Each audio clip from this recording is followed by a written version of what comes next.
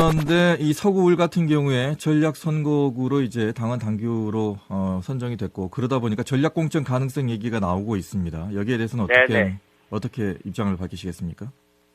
제가 전략공천에 반대했던 3명의 후보 중에서 유일한 후보이고요. 제가 1월 29일 날 새 후보 중 유일하게 전략공천 반대 기자회견을 했습니다. 그때 말씀드린 내용을 다시 한번 말씀을 드리면은 네. 서구울은 그동안 3번의 전략공천을 했는데 모두가 실패했어요. 2012년 19대 총선에서 통합진보당 오병윤 후보의 당선에 우리가 힘을 몰아줬거든요. 그런데 그 뒤로 통합진보당 해산되고 오 의원이 의원직 상실하기 때문에 따라서 무소속 천정배 후보가 당선되는 이런 결과를 또 가져왔고요. 20대 총선에서 우리가 영입 이제 양양자원 공천했지만은 사실상 고배를 마셨지 않습니까? 그리고 21대 총선에서도 양양재 의원이 우여곡절 끝에 당선은 됐지만은 1년 3개월 만에 탈당해가지고 그 뒤로 지역위원장까지 공석인 상태잖아요. 그래서 사실 3번의 전략공천을 했지만 모두가 실패했고, 그래서 서구 주민들 같은 경우는 민주당이 서구 주민을 홀대하지 않느냐 이런 불만도 있고, 이런 상황에서 만약 새로운 인물을 전략공천했다.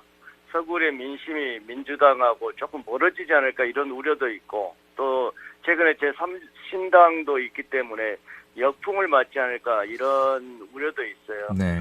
그래서 지난번에 이재명 대표 현장 최고회의 2월 5일 날 내려오셨을 때 어떤 모 기자가 강주 서구울에 경선을 해야 한다는 목소리가 높은데 어떻게 생각하시냐라고 직접적으로 물어봤어요. 네.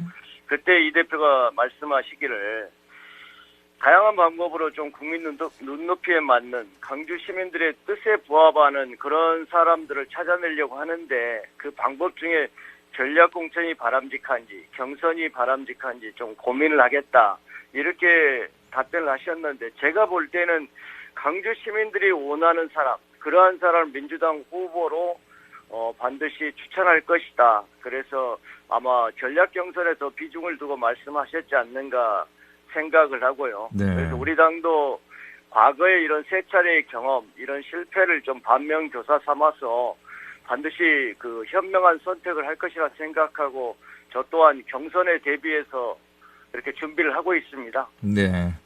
자, 끝으로 듣고 계시는 시민 여러분께 한 말씀 부탁드립니다.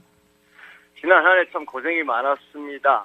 정치권이 희망을 드려야 되는데 마음속에 여러 가지 윤석열 정부의 실정, 김건희 방탄 많이 마음속에 천불이 나셨을 거예요. 민주당이 좀 더 잘하도록 하겠습니다.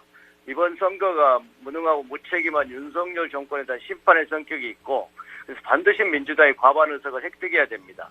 그리고 민생 서민 경제를 살리는데 이번 선거에 의미가 있습니다. 저 김경만 후보도 이런 윤석열 검사 독재 정권 심판의 최전방에 서면서 민생과 경제를 더욱 챙기는 데 앞장서겠습니다.